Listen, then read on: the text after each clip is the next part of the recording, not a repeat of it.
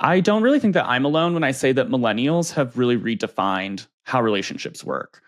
We're more diverse, we're more queer, but we're also less likely to get divorced, but also less likely to get married. So with so many new different kinds of relationships, it can be really hard to keep things straight. So I'm excited that our guest today is going to help us dive deep and talk about modern queer relationships. Welcome back to Participation Trophy, the do-gooder's guide to changing the world, a podcast where we are shattering the stereotype that millennials are lazy, entitled, and ruined by all the participation trophies handed out to us as kids. I'm your host, Topher Williams. Our guest today is a queer relationship coach, queer theologian, a creator, and soon to be author. Please welcome to the podcast, Brian G. Murphy. Welcome to the pod, Brian. Thanks so much for having me, Topher.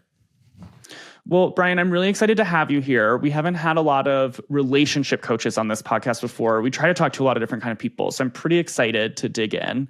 And as you know, our big goal here on this podcast is to push back on this idea that millennial-ish Americans are lazy, we're entitled, and part of this sort of participation trophy generation that's just not doing anything significant. But I suspect you might agree with this, but the longer that we do this podcast, the more I realize that that's just simply not the case. So can you tell us a bit about what you are doing yourself to do big things and to make a difference in the world?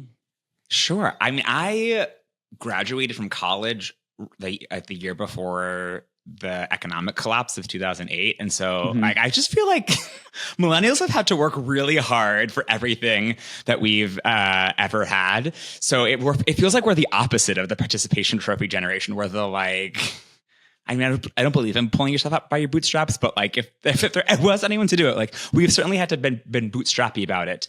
I try to make the world a better place by helping people rid themselves of shame, get in touch or back in touch with their bodies and their sexualities and their desires, and to form relationships on their own terms.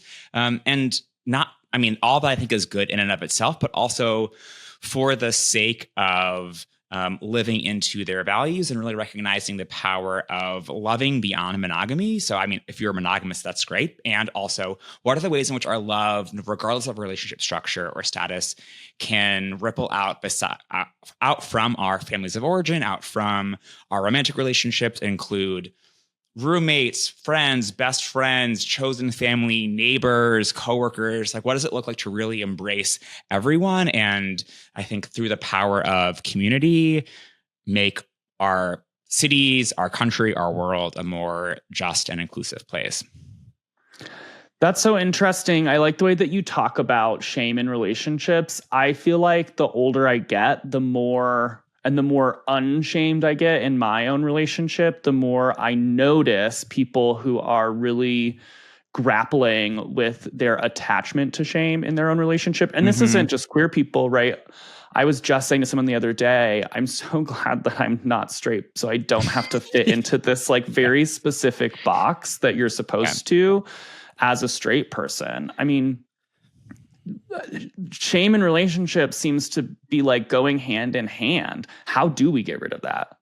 Yeah, well, I also want to take a step back from that and to say that undoing your shame is not just about having better sex or about having healthier relationships, but for me, working to reverse shame is also a political practice. Way back in 1962, this guy named Robert Anton Wilson wrote for this magazine called the Mattachette Review about how politicians and controlling religious leaders realize that you are afraid, if they can make people afraid of sex, it's a really powerful tool for political control, because for almost all humans, sex and sexuality is an inherent part of who we are. And so it's actually an impossible thing to totally deny yourself of sex. And so if you feel like you're supposed to do this impossible thing, and then you fully always fail to do it, it creates shame in you, maybe some guilt. And if you believe that you're supposed to be doing this thing, and so failing to stop masturbating, to failing to stop being gay, to failing to not be attracted to other people, even if you're in a relationship. It makes you like guilt-ridden. And he says like a guilt-ridden person is easier to manipulate because self-respect is the prerequisite of independence and rebellion. And the guilt-ridden person can have no self-respect. And so like, I think that, yes, it's about like having really great sex and having really fulfilling relationships. Like, and it's also about, you have to be able to trust yourself and your moral compass so that when you look at immigrants being rounded up, you can say like, I know that this is bad and I can trust myself. When you look at starving children in the Middle East and other countries, you can say like, I know this is a bad thing. I can trust myself and I respect myself and I have a leg to stand on. And so I think that, that like claiming sexual freedom is like about sexual freedom in and of itself. And it's also an important step in the process of claiming our whole freedom. So like, I think that's like an important part of the conversation as well. Wait, that's so interesting. I've never really thought about it like that. Like the way that ridding yourself of shame. Well, I don't want to say ridding, but like getting shame out of your life. Yeah. Ridding taking shame. It for service. Yeah. Right. But like being able to decouple shame or like get shame out of your life is actually freeing in all of these other parts of your life because it makes you more sure of yourself and more sure of your view of the world. And that doesn't just apply in your relationship or in your job or in your religious practice, right? That can apply across the board. And that is so interesting. I've never thought of it that way before. So I'm already learning things, which really I am obsessed with here on this podcast. I do have a really important question for you though, Brian. I feel like these days, you hear about polyamory online. There's a lot of conflicting or confusing information on TikTok about what it means to be in a polyamorous relationship. And you, of course, are a relationship coach who specializes in queer relationships. And I'm curious if you can help us understand and define for us what exactly is a polyamorous relationship. Sure. The first is the sort of like, internet disclaimer that different people use different words in different ways. And so I'm giving a definition of polyamory. Other people might use it in different ways, but polyamory or polyamorous can refer to a relationship or could also just refer to an individual person. Like I might consider myself polyamorous regardless of if I'm in a relationship or what type of relationship I'm in or how many partners that I have. At its sort of basis, polyamory comes from two roots, a Greek and a Latin root, poly meaning many, amory meaning love. And so it just sort of means many loves. I like to sort of quip that at the sort of core definition, we're all polyamorous because we've all had many loves. It just sort of depends on where you count and when you count those loves and how if you identify as polyamorous or not. But usually it means at least the capacity or the interest in having multiple romantic and or sexual relationships at the same time. For some folks, they're in, multi-person triads or quads, what you might call like a throuple, right? Where they're all sort of in a relationship together. It might be people just have multiple partners and those partners don't date each other or not connected to each other. There are also folks that consider themselves polyamorous, but are single either at the time or sort of intentionally don't want to have a live-in partner, aren't looking for a spouse type relationship, but they do want to have multiple meaningful sexual romantic connections. And some people might consider themselves polyamorous, but for whatever reason are only dating or in a relationship or married to one person at a given moment. And so it's sort of an amorphous where that can mean lots of different things, but the umbrella is at least sort of the openness to multiple sexual and or romantic connections. Okay, thank you for giving us that clear definition because sometimes, and I think this goes back to the shame thing, people sometimes are nervous or scared of things they don't understand, right? Yeah. And I feel like a lot of people out there, they hear the word throuple or polyamorous and they sort of get, oh, that's so scary and I don't get it. And then the sort of like visceral internet response is like, well, then you're a problematic person because you don't understand this concept, right? And so it's really helpful, I think, to sort of level set and help us understand what it is exactly that we're talking about. What would you say to people who, when they hear this idea of polyamory, get really nervous or afraid of it? Like what should be the response to somebody whose initial gut reaction is that? I hear that all the time, actually. And in my work as a relationship coach, I mostly work with LGBT folks and or people who are in or interested in non-monogamy of some sort, though I like do sometimes work with straight folks and monogamous folks as well. But oftentimes people are interested in, or they're in an open relationship, but the word polyamory or the idea of polyamory is frightening or scary or is not something that they want. So like an open relationship, I would define, could be a type of polyamory, but could also be in the Venn diagram something different. That in contrast to polyamorous, where I would say I'm polyamorous, open relationships like inherently describe a relationship, so usually two people, that is then open. And so it puts the couple at the center of sort of the romantic universe. And so oftentimes people are interested in opening up their relationship for maybe sexual connections or maybe even friends with benefits. But to them, polyamory either means I have to have multiple boyfriends or girlfriends or spouses, or polyamory means we have to fall in love, or polyamory means we have to be in a throuple all together. And that's not something that people are wanting to do. And so like my first response is like, that's okay. Like no one is asking you to, like, if you're monogamous and you're happily monogamous, like cool. Like no one is asking you to be not monogamous. If you want to just have an open relationship and you are like not interested in the romance side of things, cool. That is also okay as well. I think you can understand something without necessarily like wanting it for yourself. And so I think decoupling, like, I don't want this for myself, therefore it must be bad. Or if I don't want this for myself, it has to be bad to sort of justify that it's not for me. And this goes not just with polyamory, but like when we're thinking about types of sex someone might be interested in, like kinks, different types of relationship structures. It's really easy to sort of universalize and sort of make moral judgments about people if they are doing things that like aren't the way you do it. And so what I talk about in my book, Love Beyond Monogamy, and in our soulful sexuality cohorts at queertheology.com, is sort of like teasing out what is your sort of like universal sexual ethic for the way that you think it is good and just for like people to form relationships, which might include lots of things. You know, I put like consent and communication at the heart of that, versus like what you particularly are interested in. And so my creative partner over at queertheology.com, he's in a monogamous relationship, and I'm very polyamorous. And he's never really been big into hooking up. He goes on like dates and then starts dating someone like with his partner. And being promiscuous and hooking up with strangers, with friends, is like a sort of a big part of my life, or like a medium part of my life. But I think we can both say but at the heart of it, I think we have similar sexual ethics in terms of respect for other people, clear and explicit consent, hospitality. Like I do hospitality by like inviting strangers into my bedroom and my body. He does hospitality by hosting dinner parties with his wife, right? But we're both sort of living out our values just in different ways, versus like saying, well, what I want to do or how I want to structure my relationship is X, Y, Z. And so I think if people are scared by a concept like polyamory or non-monogamy, like that's okay. Like it doesn't have to be for you. And also you might get curious about what is particularly confusing or threatening or makes you uncomfortable, because like there might be a little bit of a growing edge for you, even if you stay monogamous. A big part of my book is looking at the wisdom of polyamory for folks who are monogamous. It's also definitely for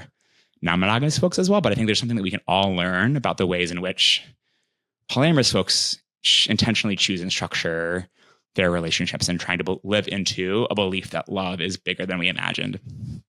Well, and you can be curious about something without having it be something that you want for yourself. Do you know what I mean? Or and also I think that a lot of what you're saying applies to a lot of different kinds of relationships throughout history, not just polyamorous relationships, right? As you were talking, I was thinking about sort of the way that people used to talk about gay marriage, right? Like if it's not for me, then it must be wrong. Or even before that, things like interracial marriage or marriage to divorced people, right? Or divorce in general, right? Like all of these types of relationship statuses that are different from what sort of was traditionally laid out, like in, I guess, like the Gilded Age around relationships, have at some point carried this kind of stigma. And so I don't think that this necessarily just applies to polyamorous relationships, but probably applies to relationships throughout history. I'm curious though, Brian, can you tell us how your relationship and your journey in your relationship has led you to this work? I would love to hear about that. Yeah, my partner and I, in some ways are the most non-conventional relationships out of all of our friends. But in this other way, we're the most normie of our friends. We've been together since we were 23. This was like back in the late aughts we got together. We were each other's first serious relationship. It lasted more than like a couple months. And at some point along the way, like a year or two in, we were like, considering, I think like we're 24 now, 25 now. We're like living in New York City. This is our first serious gay relationship. Like we have our whole lives ahead of us. There's just a lot of exploring to do and a sense of like, I really love this person, but like, is this person the person for me for forever? And I had heard about polyamory and non-monogamy through a number of my friends, mostly queer women, actually. And so I had this inkling of like, that's an interesting way to structure your relationships. And I learned about from them how it was like very much an expression of their values. And like, yes, sex was involved, but it was also about love and commitment and broadening family. And this was all sort of happening in the context of like my first experience of queer chosen family, living in Brooklyn, and like really taking care of one another, like emotionally, financially. And so I was already sort of like seeing how like love becomes like more powerful when it multiplies, and that there's like some like real power in expanding your network. And so I was curious about it. My partner was curious about it. We read a lot of books and articles and talked to each other a bunch over the course of many months before deciding to jump in. But one of the things that I noticed was almost all of the resources, or hardly any of the resources, I can't think of any that were written like by queer men. It was mostly written by women or by straight folks, like queer and straight women and like straight men. And so I was just like struck by that sort of gap in in what was out there. And many of the big ones, like The Ethical Slut, like referenced gay male non-monogamy, but it always kind of seemed like it took it for granted that like, like those gays, like they know what they're doing. Like you could learn some things from the ways that they're not monogamous. And so it always sort of felt like if queer male non-monogamy was talked about, if they were like talking about us rather than like to or with us. And so I had to do a lot of like translating of resources for my particular relationship structure. I was also just sort of struck by the different challenges that queer male non-monogamous relationships face. If everyone is a cisgender male, like we don't have to worry about pregnancy, but also if we want to form family, like we don't have as easy access to family. There's like queer male sex is already, stigmatized. Gay male relationships are already highly sexualized. And so like being polyamorous just sort of adds an additional layer to that, thinking about like threats to children. We opened up our relationship before gay marriage was legal nationwide. And so there's like even no protections there. So I was just sort of fascinated by that. I noted that and then sort of kept on with my life. And then over the years, more and more of my friends came to me to talk to me about their relationships and their questions and asking questions about my relationships. And I saw a lot of progressions of my friends from like, I don't really like get your relationship. I don't think I could ever do that, but I love that for you guys, to like, I'm curious. Like, tell me more about this, to, I want to try it out. Like, we're trying it out. Can you like give me some advice? And so at some point I was like, I'm having so many of these conversations on one-on-one levels with my friends. Like perhaps I should start sharing what I know and what I've learned over the years, like more broadly through YouTube or through a coaching practice. And I really held myself back for many, many years. And it was my therapist at the time. And she was like, just get over yourself. Like there are lots of different ways to help people. Not everyone needs a therapist. Like you don't have to be a therapist. Like this is you have lots of useful stuff. Just go, just go be a relationship coach and start your YouTube channel. And so I eventually started sharing what I had learned like from my sort of particular perspective and wanted to add it to like the chorus of voices that are out there. And thankfully it's been growing ever since. I really love the way that you sort of explored this within your own relationship, and you did it so seriously. I feel like hearing that you read books about this and researched with your partner, I feel like a lot of people don't do that, and then they end up in a situation that they would prefer not to be in with their partner because they didn't understand the space that they were navigating. And so it's interesting to hear how you have gone through that journey and then how that sort of became something you started sharing with others. I think that's something I've noticed a lot in these conversations. I try to come into them to be really curious, to hear what makes people tick, what takes people on their journey. And they almost are always like very similar. Someone is curious about a topic. They start leaning into it more, and then all of a sudden they're just like running with it. And that is a really interesting trend that I've noticed in having these conversations on this podcast. So it feels very millennial also. Like we came of age yes. as the internet was like just starting to form. I've heard, that we're the kind of the only ones that are actually tech savvy because like older generations never like they were too old by the time the internet became a thing. And then the Gen Z, it was already around. So like they like everyone's just they would know how to do it. Like we're the only ones who actually have to like grapple with figuring out media literacy and how to use the internet and computers and stuff. So like, it feels just like, oh yeah, I can just go do the thing. You say that after we started like 10 minutes late today because I couldn't get the program to load on my computer. But, I mean, we're not perfect. I blame the internet, not me. Totally. So a lot of LGBTQ people have really stepped away from religion and theology for a range of reasons. And those are primarily, I would assume, related to trauma and fear and sort of general oppression.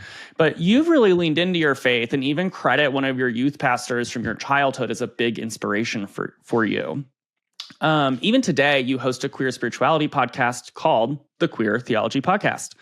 Can you tell us a bit about what role your faith plays in your life today and why it's so central to your work? Yeah, I think that my youth pastor or youth leader would be horrified if he knew that I've been trying to decide if I should tell him that and send him my book because it really did stick with me. But like he meant it in, you should go tell your friends to accept Jesus. And I mean it in, I just want you to know that like you can find God on the dance floor of a queer club and that like blowjobs can be blessings. And so I think that like maybe we have different contents if the inspiration is the same. And so I would start by saying if the faith that you were raised with is not for you and you want to leave it and become something else, or you want to leave it and be nothing at all, you want to be just a human, you want to be a secular humanist, you want to be a good person, please go with gusto.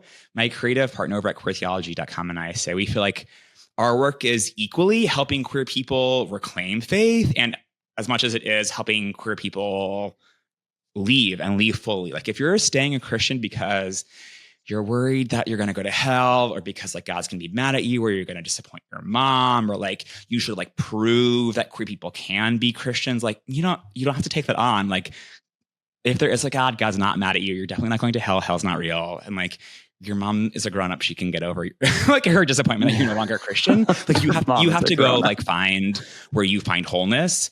So that's like the first part of it. The second part of it is, I think when I talk about faith or spirituality or even God, the divine, I'm not talking about a man in the sky. I'm not talking about some supernatural being or influence that is intervening in the world. I'm not even really talking about sort of like the more woo-woo, like our vibrations are talking with one another, or like align your chakras. Like, I mean, like if any of those work, like versions work for you, cool. Sometimes folks will ask like, oh, are you spiritual but not religious? And I'm like, I think I might be religious but not spiritual. That there's this rabbi Abraham Joshua Heschel, and he talked about sort of like the central impulse of a religious person's experience is an orientation towards awe and wonder. And so I think for me, like that is a little bit at the center of what I mean when I talk about faith and spirituality and the divine. That is sort of like seeing in the particularities of like this precise moment, like ripples of something that is like bigger than ourselves, of something significant. And so for me, it's about like this Mary Oliver poem, Instructions for Living a Life, pay attention, be astonished, tell about it. And so I think like that is sort of my religious orientation of like this moment, like when you have friends over for like a wine and cheese night and you're up until 2 a.m, just sort of like laughing your faces off so much that it hurts in your belly, like that's sacred. Like there's like something special in that moment. When you're like out at the club and the disco lights are reflecting on your eyes and his eyes in just such a certain way. And you kind of like get close to that cute boy that you don't really know all that well. And it like kind of feels like your whole body is like electric. Like that's the spirit moving. And so I think that I want folks to have like a deep appreciation for their lives, for the people who make up their lives.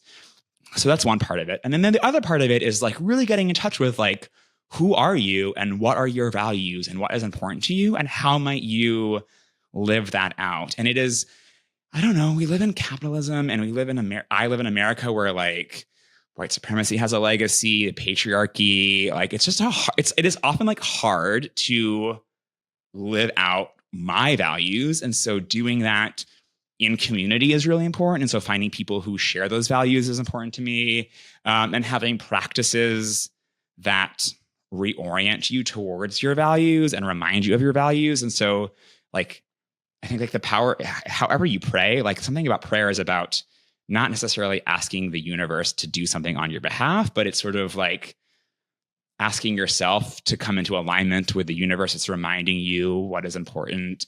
Whether it's like your religious ritual is a Shabbat dinner or a drag brunch with your besties, or like watching RuPaul's Drag Race together, like bringing people together is an important thing. And so for me, I think like having practices, both communal and individual, that connect you to yourself, connect you to other people, and connect you to that which is bigger than yourself, help you to lead a more meaningful life and guide you towards what is most important for you. And for some folks, they find a lot of meaning and community in like the United Methodist Church, and so great. And you know, I'm a Jew now these days, and so I'm part of Jewish communities. That is like helpful for me, and I'm also part of like secular queer communities, and that is like just as important for me. And I would say like many of my friends are like would not describe themselves as religious. They don't go to church, they don't go to synagogue, they don't go to mosque, like. They're not charging their crystals in the moonlight, but like they are, you know, really trying to like love broadly, and they have practices in their lives to sort of do that on a recurring basis with hospitality, friendship, love, community, like a really specific tangible things that they like do on an ongoing basis to live into those. And so they don't call it religious, but like, it's my job to sort of be like, but it's kind of a religious practice. Kind of like what you're doing here. This is kind of a little bit of religion. Even, for instance, like a baseball game, right, is religious. You all come together on a set schedule. There's people on the field who are dressed up in a certain way, like kind of how priests or rabbis are dressed up in a certain way. Like you dress up in a certain way. There's a liturgy. It always goes in the same order. Much like many religious services, like you stand, you sit, you stand, you sit. There's music, there's lights, you sing songs in the middle. Like it reminds you of your values of camaraderie and community and athleticism, and also like in the sports context, competition. And so like in America, like that is a type of religious ritual. And so that reinforces like one type of value, with competition at the heart of it. And so I think it's like worth figuring out like, what are some rituals that we might put together that reinforce collaboration, care, community, and not always just like competition and outperforming one another or violence. It reminds me a bit of what the corporate bros a few years ago were calling flow. Do you know what I mean? Like when you're so in your work or what you're doing that you're in flow and you don't have sort of a sense of like time and space, and you're doing something with your full body and your full mind. Yep. Right. Like, and I think some of these corporate bros are talking about it in terms of like, I don't know, being self-optimization. Exactly. Or like acquiring wealth. Yeah. This is something that applies across the board. You know, like when I first heard that concept, I remember really clearly thinking back to this time I took a ceramics class in college, and I took it in the winter session. And so it really was only 3 weeks long, but it was all day. So my whole job for 3 weeks was to do ceramics. And I got to tell you, it was the best 3 weeks of my life. I'm not going to lie. My only responsibility was to make shit with pottery. But like I remember one night I looked up and it was like 10:30 at night, and I thought it was like 6, and I had just been in there working on this piece and nothing else had registered to me other than what I was doing. And that is what they would call flow. And it sounds like what you're saying, like that is a spiritual practice, right? It's like meditation, like all of these things are similar and they're all part of the human experience. And, we can sort of say, I may not be religious or I may not be spiritual or I may not be this or that. But universally, I think most people have experienced this phenomenon, maybe at a concert or in a ceramic studio or at a baseball game or right, like that sort of flow state or spiritual thing, I guess, is really like innately part of the human experience. And that's what I hear you saying. Totally. Do you agree? I mean, absolutely.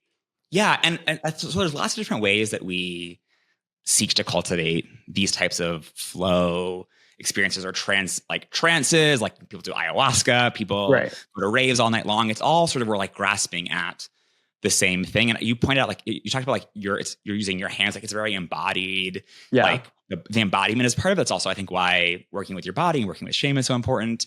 There was a theologian, Paul Tillich, who talked about God as sort of the ultimate concern. And so I think like these are all different types of religious, quote unquote, spiritual experiences in some way. And they're in many times like pointing towards like different ultimate concerns. For the finance bros, the tech bros, like it's all in service of an ultimate concern around productivity or like finance or wealth. For an artist who's finding their flow state, like it's in service of art and creativity.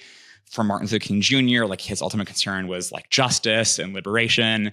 And these can go like it's not you can only have one. Like I think like many artists, like I think about Keith Haring, right? An artist, certainly like an ultimate concern of his. I mean, I obviously never met him, but like art and creativity was like central to his sort of like being, but it was also like laced with a love for his community and activism and bringing awareness to the plague that he and his friends were dying from. And so like, I think it can be like art and justice. It can be focus, productivity, and something else, but like paying attention to what is the ultimate concern or concerns in which your life is oriented around, and figuring out like, does that feel good to me? Like, is that in alignment with sort of like the version of myself that I want to be?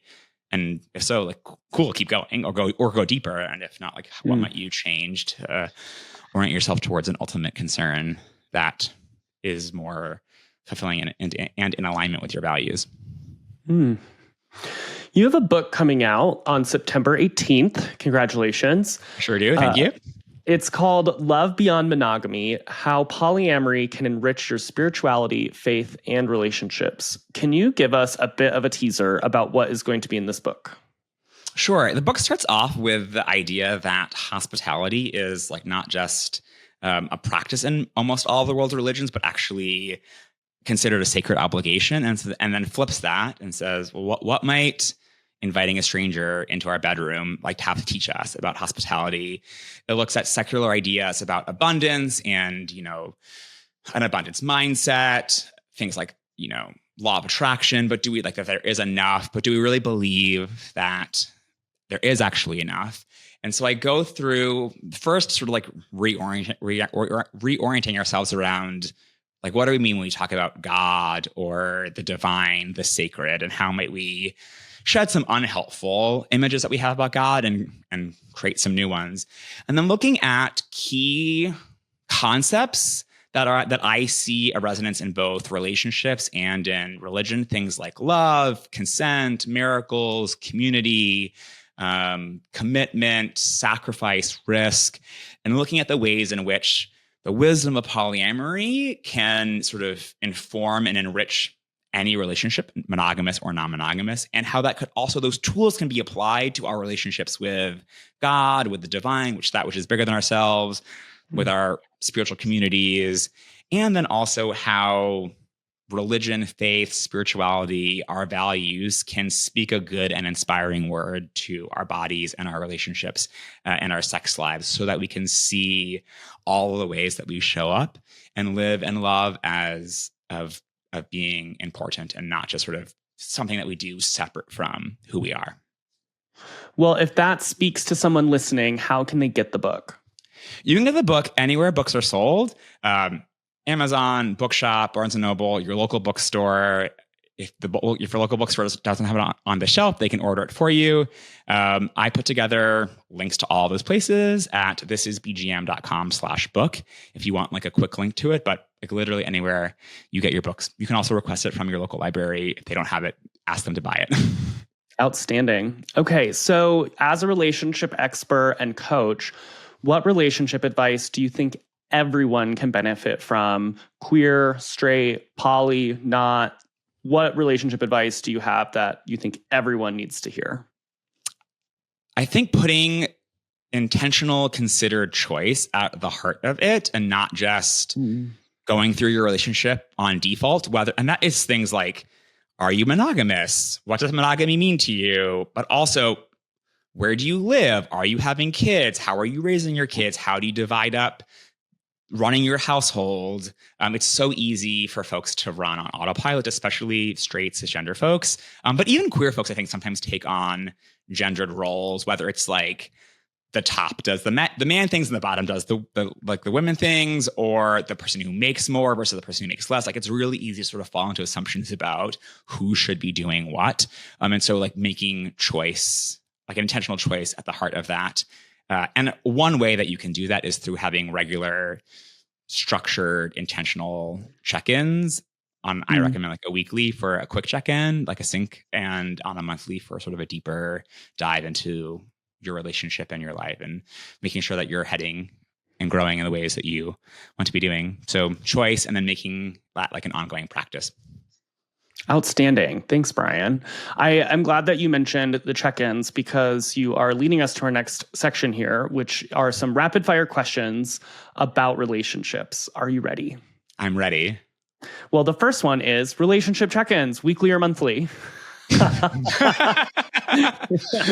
I would say short ones every week that are focused on logistics, and monthly for like the bigger stuff about like who we are, conflict, where are we going with things. That's too much to do every week.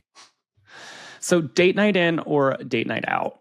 This is also both. One date night in a week and one date night out a month. Okay. Love language, words or touch? I am a physical touch. Okay. Couples therapy or solo therapy? Both. Why both? Like, what's the benefit of each? There is some stuff that you need to work out on your own without your partner present. And then you sort of like bring that work to the joint session.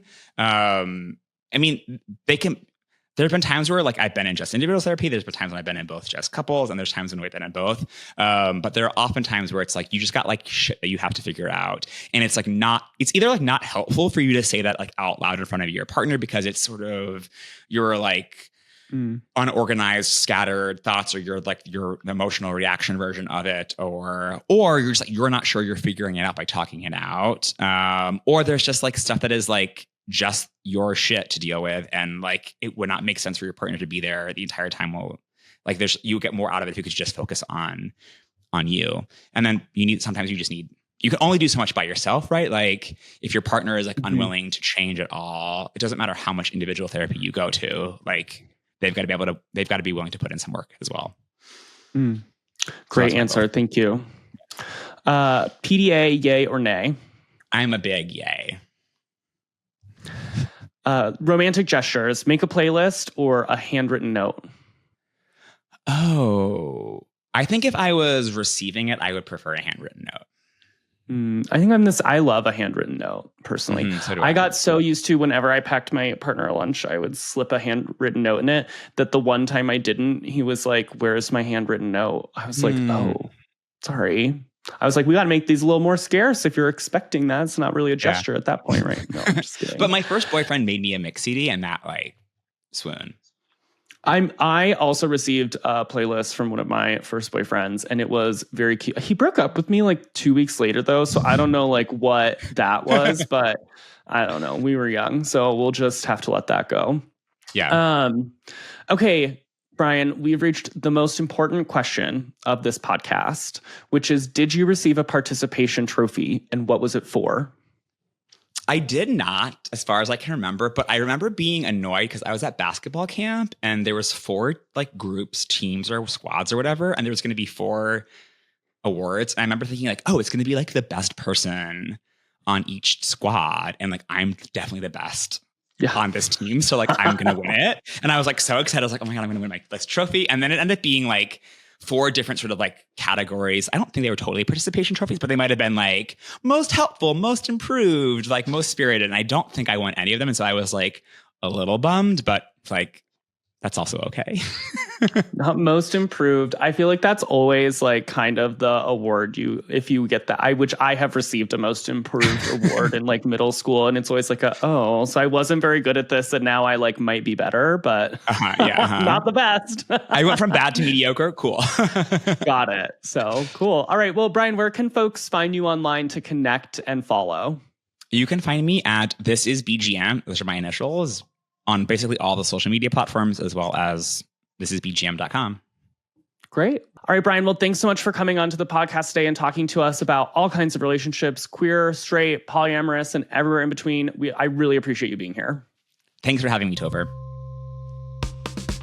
Thank you so much for joining us for another episode of Participation Trophy. I'm your host, Topher Williams. Be sure to subscribe to our YouTube channel, Participation Trophy Podcast, and follow me on Instagram at @TophMcGof so you don't miss one single thing. Until next time, remember, it's up to us to make the world that we want to see. Bye.